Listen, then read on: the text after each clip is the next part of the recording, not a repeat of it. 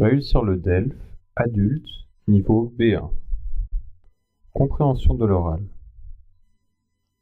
Leçon 2, activité 1, saisir la nature et la fonction d'un document. L'intention de communication. Un document peut simplement avoir pour objectif de donner une information, mais il peut parfois répondre à une intention particulière, convaincre l'auditeur, faire partager une opinion personnelle, critiquer, etc. L'intention de communication, c'est l'effet que l'on veut produire sur l'auditeur. Écoutez les extraits et indiquez pour chacun, en cochant les cases du tableau, quelle est l'intention de communication. Vous allez donc entendre 6 extraits. À chaque extrait correspond un verbe, parmi lesquels informer, critiquer, convaincre, présenter, témoigner et conseiller. Vous allez maintenant entendre les 6 extraits. Essayez de trouver les bonnes réponses. Compréhension de l'oral. Pour vous entraîner. Activité 1. Extrait 1. Les professeurs de langue passent trop de temps à enseigner la grammaire. On peut apprendre la grammaire pendant 15 ans et la connaître parfaitement, mais ce n'est pas pour autant qu'on saura parler une langue. Extrait 2. Nancy Houston est une Canadienne qui est arrivée à Paris à l'âge de 20 ans. Elle est tombée amoureuse de Paris et s'est mise à écrire en français. C'est un écrivain très intéressant pour tous ceux qui vivent l'expérience de la double culture. Extrait 3. Quand on suit son mari à l'étranger, c'est très important de trouver un travail. Sinon, on risque de se refermer sur soi-même, de trouver le temps long et de mettre beaucoup de temps à s'adapter. C'est important aussi d'essayer de s'imprégner de la culture du pays où on s'est installé. Extrait 4. Nous sommes à 10 000 mètres d'altitude. Nous survolons actuellement l'île de la Martinique. Nous allons bientôt survoler la Guadeloupe. Notre temps de vol est de 6h45. Nous arriverons à Paris à 13h, heure locale. Notre vol devrait se dérouler sans turbulence. Extrait 5. C'est beaucoup moins cher de prendre le menu. Regarde, avec une entrée et un plat, on arrive déjà à 25 €. Alors que si on prend le menu, on paiera la même chose, mais on aura le fromage et le dessert en plus. Extrait 6. J'ai vu une voiture qui arrivait à toute vitesse. Elle ne s'est pas arrêtée au feu rouge et elle a heurté un piéton qui est tombé. C'était une voiture verte dont la porte arrière était très abîmée. On a essayé de relever le numéro de la plaque d'immatriculation, mais on n'a pas réussi. Voici maintenant la transcription écrite de ce que vous venez d'entendre. Extrait 1. Les professeurs de langue passent trop de temps à enseigner la grammaire. On peut apprendre la grammaire pendant 15 ans et la connaître parfaitement, mais ce n'est pas pour autant qu'on saura parler une langue. Ce n'est pas pour autant signifie que cela ne change rien. Ce n'est pas parce que on connaît parfaitement la grammaire qu'on saura parler une langue. Extrait 2. Nancy Hudson est une Canadienne qui est arrivée à Paris à l'âge de 20 ans. Elle est tombée amoureuse de Paris et s'est mise à écrire en français. C'est un écrivain très intéressant pour tous ceux qui vivent l'expérience de la double culture. Avoir une double culture signifie donc avoir deux cultures. Ici, c'est une Canadienne, mais qui a aussi la culture française, car elle est à Paris. On peut aussi avoir une double nationalité, si par exemple, on a deux parents de deux nationalités différentes. Extrait 3. Quand on suit son mari à l'étranger, c'est très important de trouver un travail. Sinon, on risque de s'enfermer sur soi-même, de trouver le temps long et de prendre beaucoup de temps à s'adapter. C'est important aussi d'essayer de s'imprégner de la culture du pays où on s'est installé. S'enfermer sur soi-même signifie ne plus parler à personne, rester tout seul, vouloir être tout le temps tout seul, ne pas vouloir parler. Trouver le temps long signifie s'ennuyer, ne pas savoir quoi faire. s'imprégner d'une culture, veut dire apprendre la culture, la découvrir, essayer de la comprendre.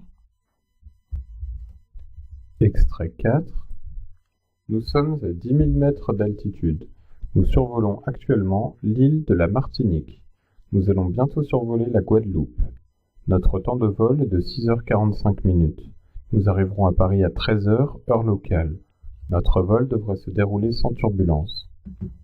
10 000 mètres d'altitude signifie 10 000 mètres de hauteur. Nous survolons l'île de la Martinique. La Martinique ainsi que la Guadeloupe sont deux îles françaises des Caraïbes. On parle d'heure locale car il y a du décalage horaire, souvent en avion.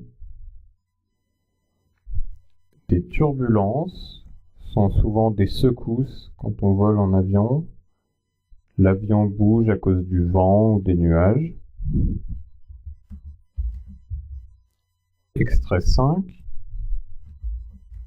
C'est beaucoup moins cher de prendre le menu. Regarde, avec une entrée et un plat, on arrive déjà à 25 €. Alors que si on prend le menu, on paiera la même chose, mais on aura le fromage et le dessert en plus. Extrait 6. J'ai vu une voiture qui arrivait à toute vitesse. Elle ne s'est pas arrêtée au feu rouge et elle a heurté un piéton qui est tombé. C'était une voiture verte dont la porte arrière était très abîmée. On a essayé de relever le numéro de la plaque d'immatriculation, mais on n'a pas réussi. Heurter quelqu'un, physiquement, signifie le toucher, mais plutôt violemment. Ici, on voit que la personne est tombée. Le numéro de la plaque d'immatriculation est le numéro de chaque voiture, lisible à l'arrière et à l'avant. Voici maintenant le corrigé de l'activité.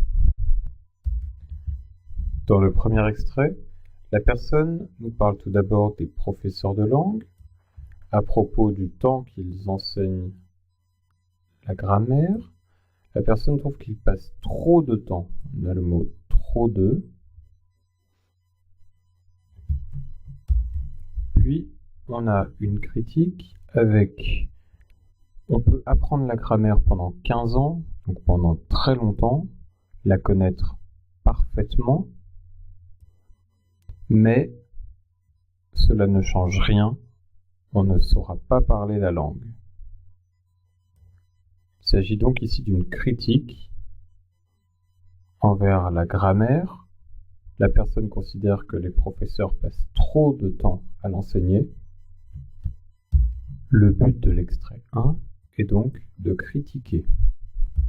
L'extrait 2 nous parle d'une femme appelée Nancy Huston. On apprend qu'elle est canadienne, qu'elle est arrivée à Paris à 20 ans, qu'elle écrit en français, c'est donc un écrivain. On apprend donc de nombreuses choses à propos de cette personne. C'est donc ici une présentation de Nancy Huston. L'extrait 2 nous présente une personne. Dans l'extrait 3, on part d'une situation quand on suit son mari à l'étranger, si jamais ça arrive à quelqu'un. Puis, on a directement un conseil, c'est très important, ça veut dire qu'il faut vraiment le faire, de trouver un travail. Sinon, qui veut dire qu'ensuite, on a les conséquences si on ne trouve pas de travail.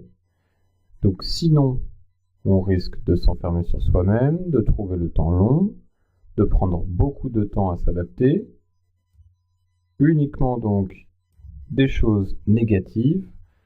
Il s'agit donc ici d'un conseil, trouver un travail pour éviter toutes ces choses négatives. L'objectif de l'extrait 3 est donc de conseiller. Dans l'extrait 4, on a tout d'abord plusieurs chiffres, l'altitude, le temps de vol, Enfin, l'heure prévue d'arrivée. On apprend aussi que l'avion est en train de voler au-dessus de l'île de la Martinique, bientôt au-dessus de la Guadeloupe. Le pilote prévient aussi qu'il ne devrait pas y avoir de turbulence, donc pas de problème. Il s'agit donc uniquement d'informations ici. L'extrait 4 est donc là pour informer. Dans l'extrait 5, la personne commence par une phrase « C'est beaucoup moins cher de prendre le menu ». Puis, elle va donner des arguments pour confirmer cette phrase. Tout d'abord, regarde, point d'exclamation. Avec une entrée et un plat, on arrive à 25 €. Donc en prenant une entrée et un plat séparément, hors du menu, on a 25 €. Alors que si on prend le menu, on payera la même chose, donc pour 25 € toujours, mais en plus, il y aura le fromage et le dessert, ce qui fait un repas complet. Il s'agit donc ici d'une argumentation pour convaincre. L'intention dans l'extrait 5 est donc bien de convaincre. Enfin, dans l'extrait 6, la personne raconte ce qu'elle a vu. J'ai vu une voiture qui arrivait à toute vitesse qui signifie très vite, sûrement trop vite. La personne continue de raconter, elle ne s'est pas arrêtée au feu rouge et elle a heurté un piéton, il y a donc eu un accident. Puis la personne décrit la voiture, c'est une voiture verte dont la porte arrière était très abîmée, ce qui permet de la reconnaître. Il s'agit donc ici d'un témoignage, sûrement aux pompiers ou à la police. L'extrait 6 est donc bien un témoignage.